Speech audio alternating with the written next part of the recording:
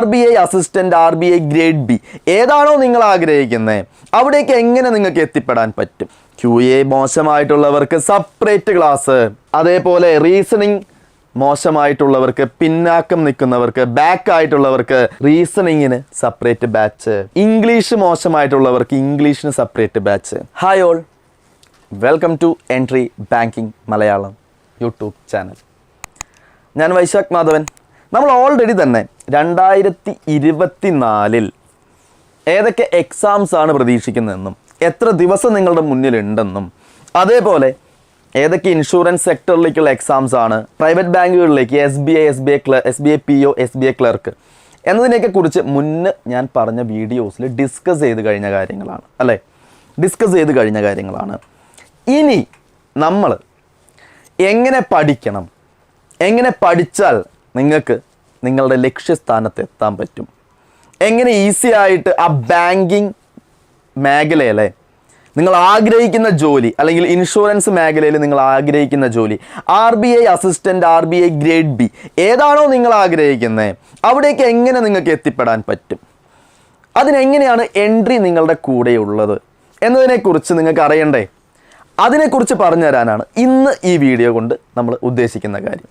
അപ്പോൾ എങ്ങനെയായിരിക്കും 2024 ബാങ്കിങ് സ്റ്റുഡൻസിന്, ബാങ്കിങ് ആസ്പിരൻസിന് വേണ്ടി എൻട്രി കരുതി വച്ചിരിക്കുന്നത്? ഓക്കെ, 2024. അപ്പോൾ എല്ലാവർക്കും ഒരിക്കൽ കൂടി സ്വാഗതം. ഈ ഉള്ളതാണ് എൻട്രി ഗോൾഡ് ബാങ്കിങ്. ഒരു കൊല്ലത്തെ കോഴ്സാണ്. എത്രയാണ്? 365 ദിവസം. 1 ഇയർ കോഴ്സാണ് നിങ്ങളുടെ മുന്നിലേക്ക് വരുന്നത്.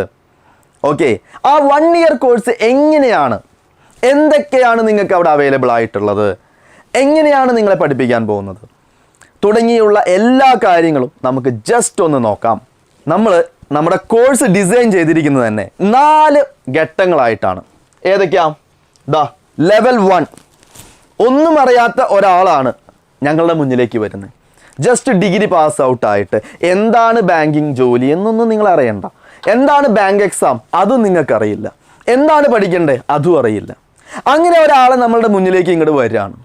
നമ്മളുടെ ക്ലാസ്സുകളിലേക്ക് ഇരിക്കുമ്പോൾ എങ്ങനെ ആ കുട്ടിക്ക് വളരെ ഈസി ആയിട്ട് അടുത്ത എക്സാമിന് 6 മാസങ്ങൾക്ക് ശേഷം ആ കുട്ടി എക്സാം എഴുതുമ്പോൾ ഈസി ആയിട്ട് എക്സാം ക്രാക്ക് ചെയ്യാൻ പറ്റുന്നത്, അതിനു വേണ്ടി ഡിസൈൻ ചെയ്ത ഒരു പെർഫെക്റ്റ് കോഴ്സാണ് നിങ്ങളുടെ മുന്നിലുള്ളത്. ലെവൽ 1, ലെവൽ 2, ലെവൽ 3, ലെവൽ 4 ഈ പാറ്റേണിലാണ് നമ്മളുടെ കോഴ്സ് ഡിസൈൻ ചെയ്തിരിക്കുന്നത്. അപ്പോൾ ഈ സൈഡിൽ പറഞ്ഞിട്ടുണ്ട് എന്താണ് ലെവൽ 1. ലെവൽ 1 നമ്മൾ എന്താണ് കവർ ചെയ്യുന്നത് ജസ്റ്റ് ബ്രീഫായിട്ട് ഞാൻ ഇവിടെ പറയാം, അടുത്ത സ്ലൈഡുകളിൽ അത് എക്സ്പ്ലെയിൻ ചെയ്ത് തരാം. Syllabus covering. ആദ്യത്തെ ഘട്ടം എന്ന് പറഞ്ഞാൽ നമ്മൾ സിലബസ് മൊത്തം പഠിപ്പിച്ചു തരും. എല്ലാ കാര്യങ്ങളും എന്തൊക്കെയാണ് ബാങ്ക് എക്സാമിന് ചോദിക്കാമെന്ന് നിങ്ങൾക്കറിയാം. പ്രധാനപ്പെട്ട ആൾക്കാർ ആരൊക്കെയാ?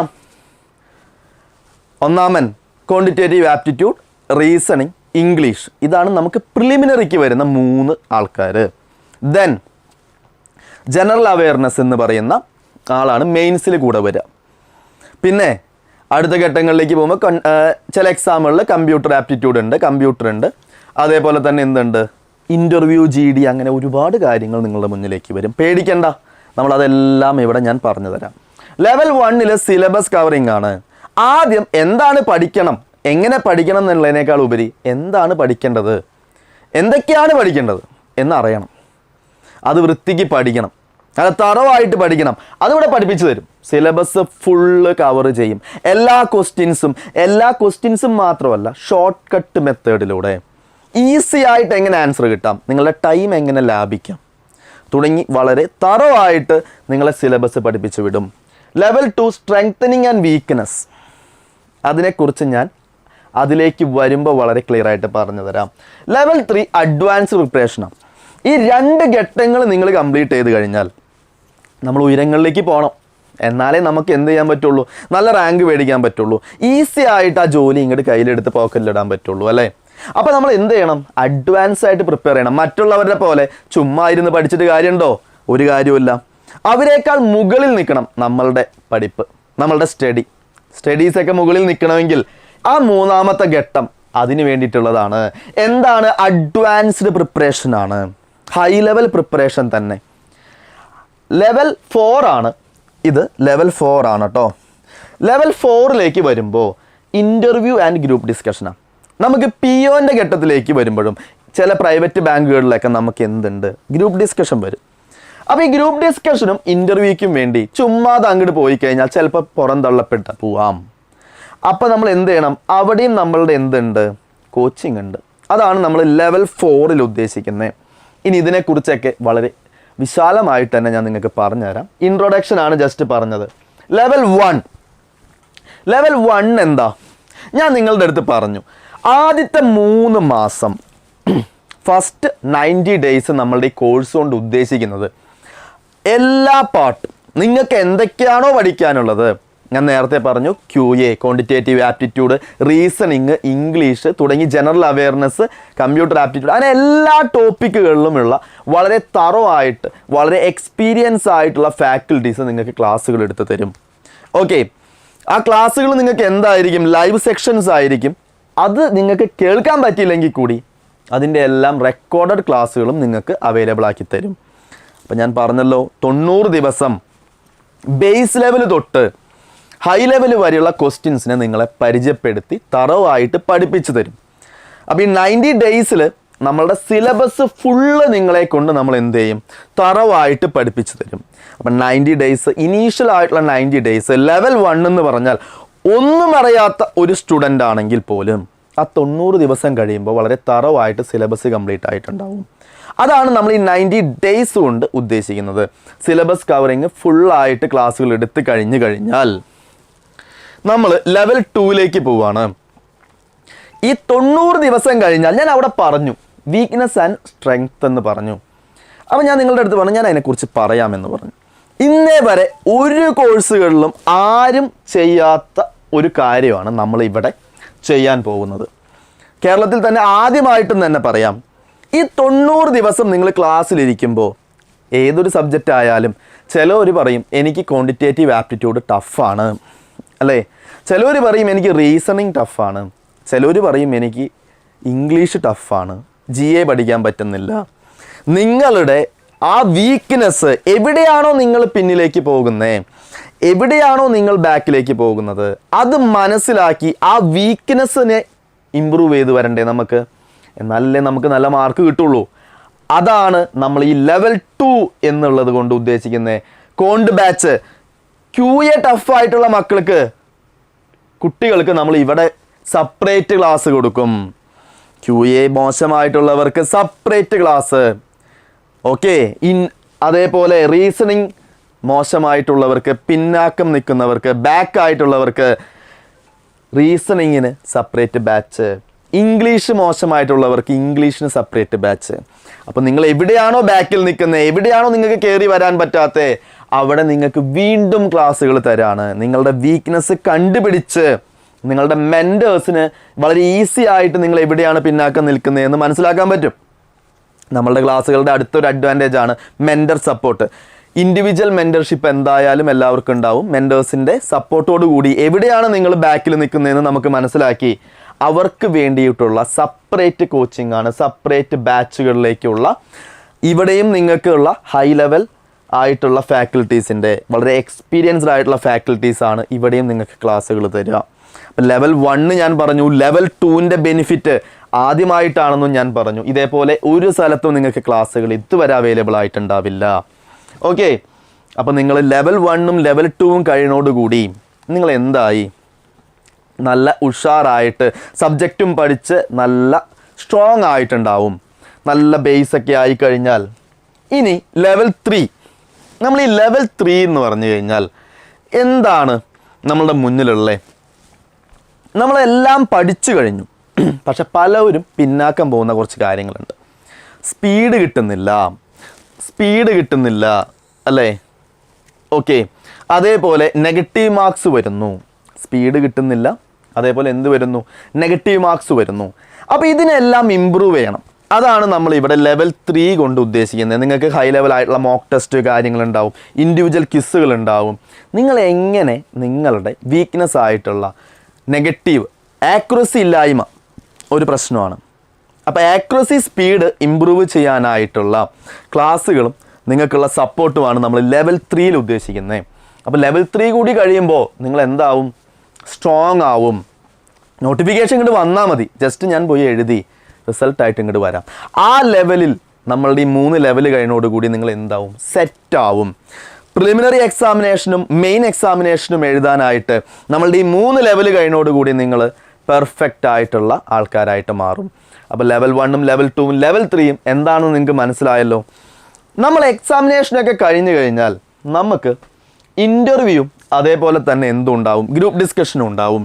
അതിനും നമ്മൾ എന്ത് ചെയ്യുന്നുണ്ട്? സെപ്പറേറ്റ് ആയിട്ടുള്ള ക്ലാസ്സുകൾ പ്രൊവൈഡ് ചെയ്യുന്നുണ്ട്. അപ്പോൾ ഇൻ്റർവ്യൂവും ഗ്രൂപ്പ് ഡിസ്കഷനും ആയിട്ടുള്ള ക്ലാസ്സുകളാണ് നമ്മൾ ഈ സെക്ഷനിൽ ലെവൽ 4 എന്ന് പറയുന്ന സെക്ഷനിൽ നിങ്ങൾക്ക് പ്രൊവൈഡ് ചെയ്യുന്നത്. ഓക്കെ, അപ്പോൾ നമ്മൾ 4 ലെവലുകൾ എന്താണെന്ന് ഞാൻ പറഞ്ഞു തന്നു. ലെവൽ 1 കംപ്ലീറ്റ് ആയിട്ട് 90 ദിവസം കൊണ്ട് നിങ്ങൾക്ക് സിലബസ് കംപ്ലീറ്റ് ചെയ്ത് തരും. ലെവൽ 2 എവിടെയാണ് നിങ്ങൾ പിന്നാക്കം നിൽക്കുന്നത് അത് കണ്ടുപിടിച്ച് നിങ്ങളെ പൊക്കിക്കൊണ്ടുവരുന്ന ലെവലാണ് ലെവൽ 2.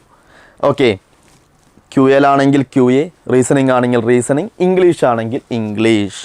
ഇനി ദെൻ ലെവൽ 3 എന്താണ്? നമ്മളുടെ 3ാമത്തെ ലെവലിൽ നിങ്ങളുടെ സ്പീഡ് അതേപോലെ നിങ്ങളുടെ ആക്യുറസി ഇത് ഇമ്പ്രൂവ് ചെയ്യണം. എന്നാലേ നമുക്ക് എന്ത് ചെയ്യാൻ പറ്റുള്ളൂ? മാക്സിമം മാർക്ക് സ്കോർ ചെയ്യാൻ പറ്റുള്ളൂ. അതാണ് നമ്മൾ ലെവൽ 3 കൊണ്ട് ഉദ്ദേശിക്കുന്ന നമ്മളുടെ സ്റ്റഡി പ്ലാൻ. ആൻഡ് ലെവൽ 4 എന്താണ്? ഹൈ ലെവലായിട്ട് ലാസ്റ്റത്തെ സ്റ്റെപ്പുകളായിട്ടുള്ള നമ്മളുടെ ഇൻ്റർവ്യൂവും GDക്കുള്ള ട്രെയിനിങ് ആണ്. ഓക്കെ, പിന്നെ സ്പെഷ്യൽ മെൻറ്റർഷിപ്പ് അസിസ്റ്റൻസ് ആണ് നമ്മളുടെ ബാച്ചസിൻ്റെ ഏറ്റവും വലിയ ബെനിഫിറ്റ്. അതെന്താണെന്ന് അറിയോ നിങ്ങൾക്ക്? എപ്പോൾ വേണമെങ്കിൽ നിങ്ങൾ ഡൗട്ട് ചോദിച്ചോ, നിങ്ങൾക്ക് ആ ഡൗട്ട് ക്ലിയർ ചെയ്ത് തരാം. നിങ്ങളുടെ വിരൽ തുമ്പത്ത് ആരുണ്ടാവും? നിങ്ങളുടെ മെൻറ്റേഴ്സ് ഉണ്ടാവും. മെൻറ്റേഴ്സ് അപ്പം തന്നെ ആ കാര്യങ്ങൾ ഫാക്കൽറ്റീസിൻ്റെ അടുത്ത് പറയുകയും ഫാക്കൽറ്റീസിൻ്റെ സപ്പോർട്ടോടു കൂടി അവർ നിങ്ങളുടെ ഡൗട്ടുകളെല്ലാം ഈസി ആയിട്ട് ക്ലിയർ ചെയ്ത് തരും. അപ്പോൾ നിങ്ങൾ എപ്പോൾ പഠിക്കുന്നോ ആ ക്വസ്റ്റ്യൻ ജസ്റ്റ് ഫോട്ടോ എടുത്ത് മെൻറ്റേഴ്സിന് സെൻഡ് ചെയ്ത് കൊടുത്താൽ അവരത് ക്ലിയർ ചെയ്ത് തരും. ത്രൂ ഔട്ട് നിങ്ങൾക്ക് എന്തുണ്ടാവും? മെൻറ്റർഷിപ്പ് സപ്പോർട്ടും ഉണ്ടാവും. ഇനി ലൈവ് ലെക്ചേഴ്സ്, നിങ്ങൾക്ക് ലൈവായിട്ടുള്ള ക്ലാസ്സുകളുണ്ട്. ഞാൻ നിങ്ങളോട് പറഞ്ഞു ലൈവായിട്ടുള്ള ക്ലാസ്സുകൾ ഇനി അറ്റൻഡ് ചെയ്യാൻ പറ്റില്ല. ഇൻ കേസ് നിങ്ങൾ ആബ്സെൻ്റ് ആയി, എന്തെങ്കിലും അർജൻസി വന്നു, ആ ക്ലാസ് നിങ്ങൾക്ക് എന്ത് ചെയ്യും? റെക്കോർഡ് ചെയ്ത് നിങ്ങൾക്ക് അയച്ചു തരും. ഓക്കെ, അപ്പോൾ നിങ്ങൾക്ക് ടൈം കിട്ടുമ്പോൾ ആ ക്ലാസ് അറ്റൻഡ് ചെയ്യാൻ പറ്റും. ഹൈ ലെവലായിട്ടുള്ള വളരെ പെർഫെക്റ്റ് ആയിട്ട് അപ്ഡേറ്റഡ് ആയിട്ടുള്ള ന്യൂ പാറ്റേൺസ് വെച്ചിട്ടുള്ള സ്റ്റഡി മെറ്റീരിയൽ നിങ്ങൾക്ക് പ്രൊവൈഡ് ചെയ്യുന്നുണ്ട്. സ്റ്റഡി മെറ്റീരിയൽസ്, മോക്ക് ടെസ്റ്റുകൾ, എങ്ങനെ എക്സാം ഹാളിൽ ഇരിക്കുമ്പോൾ നിങ്ങൾ അറ്റൻഡ് ചെയ്യുന്ന ക്വസ്റ്റ്യൻസ് വരുന്നത് അതേ മോഡലിൽ, അതേ പെർഫെക്ഷനോട് കൂടി, അതേ ടഫ്നെസ്സിൽ, അതേ സ്റ്റാൻഡേർഡിലുള്ള മോക്ക് ടെസ്റ്റുകളാണ് നിങ്ങളുടെ മുന്നിലേക്ക് വരാൻ പോകുന്നത്. ഡൗട്ട് ക്ലിയറൻസ് ഞാൻ നേരത്തെ പറഞ്ഞു, നിങ്ങൾക്ക് മെൻറ്റർഷിപ്പ് സപ്പോർട്ട് എന്തിനാണ്? നിങ്ങൾക്ക് എപ്പോൾ വേണമെങ്കിൽ ഡൗട്ട് വരാം അല്ലേ? ആ ഡൗട്ട് വളരെ ഈസി ആയിട്ട് ക്ലിയർ ചെയ്ത് തരുന്നു നിങ്ങളുടെ മെൻറ്റേഴ്സ്. ആരുടെ സഹായത്തോടു കൂടി? നിങ്ങളുടെ ഫാക്കൽറ്റീസിൻ്റെ ഹെൽപ്പോട് കൂടി തന്നെ. വീക്കിലി അസസ്മെൻറ്റ്, നമ്മൾ വീക്കിലി നിങ്ങളുടെ നിങ്ങളുടെ ഒരു അസസ്മെൻ്റ് എടുക്കും. നിങ്ങൾ എത്രത്തോളം എത്തിയിട്ടുണ്ട്, അവിടെ നിന്നാണ് നിങ്ങൾക്ക് ഏത് ബാച്ചിലാണ് നിങ്ങൾ കോണ്ടാണോ ബുദ്ധിമുട്ട്, അതേപോലെ റീസണിങ് ആണോ ബുദ്ധിമുട്ട്, ഇംഗ്ലീഷ് ആണോ ബുദ്ധിമുട്ട് എന്നൊക്കെ നിങ്ങൾക്ക് നിങ്ങളുടെ മെൻറ്ററിന് ഈസി ആയിട്ട് മനസ്സിലാക്കാൻ പറ്റും. അപ്പോൾ വീക്കിലി നമ്മൾ അസസ്മെൻ്റ് എടുക്കും. നിങ്ങൾ എന്തിലാണ് വീക്ക്, എങ്ങനെ ഇമ്പ്രൂവ് ചെയ്യണം, എവിടെയാണ് കൂടുതൽ സമയം ചെലവഴിക്കേണ്ടത്, ഈ കാര്യങ്ങളൊക്കെ വളരെ കൃത്യമായിട്ട് ഈ സെക്ഷനിൽ നിങ്ങൾക്ക് നിങ്ങളുടെ മെൻറ്റേഴ്സ് പറഞ്ഞു തരും. ഇൻ്റർവ്യൂ പ്രിപ്പറേഷൻ ഞാൻ പറഞ്ഞു ലെവൽ 4 വരുന്നതാണ് നമ്മളുടെ ഇൻ്റർവ്യൂ പ്രിപ്പറേഷനും GDയും.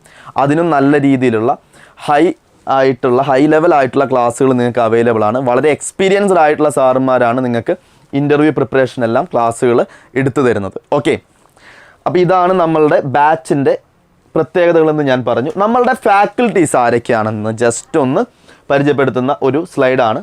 അപ്പോൾ ഈ കാണുന്ന നമ്പറുകളിലേക്ക് ജസ്റ്റ് വാട്സപ്പ് ചെയ്താൽ മതി. നിങ്ങളുടെ ബാച്ചിനെ കുറിച്ചുള്ള ഡീറ്റെയിൽസും കൂടുതലായിട്ടുള്ള കാര്യങ്ങളെല്ലാം നമ്മളുടെ ടീം നിങ്ങളെ അറിയിച്ചു തരും. അപ്പോൾ ഈ വരുന്ന കൊല്ലം 2024 ഫസ്റ്റ് ക്വാർട്ടറിൽ തന്നെ ഒരുപാട് വേക്കൻസീസ്, ഒരുപാട് നോട്ടിഫിക്കേഷൻസ് നിങ്ങളെ കാത്തിരിക്കുന്നുണ്ട് അല്ലേ? അപ്പോൾ നിങ്ങളൊന്ന് ആലോചിക്കുക, ഈ സ്റ്റാർട്ട് ചെയ്ത് കഴിഞ്ഞാൽ, ബാച്ച് സ്റ്റാർട്ട് ചെയ്താൽ 3 മാസത്തോടു കൂടി, ഈ 6 മാസത്തോടു കൂടി തന്നെ നിങ്ങൾ വെൽ പ്രിപ്പയർഡ് ആയിരിക്കും എക്സാമിന്.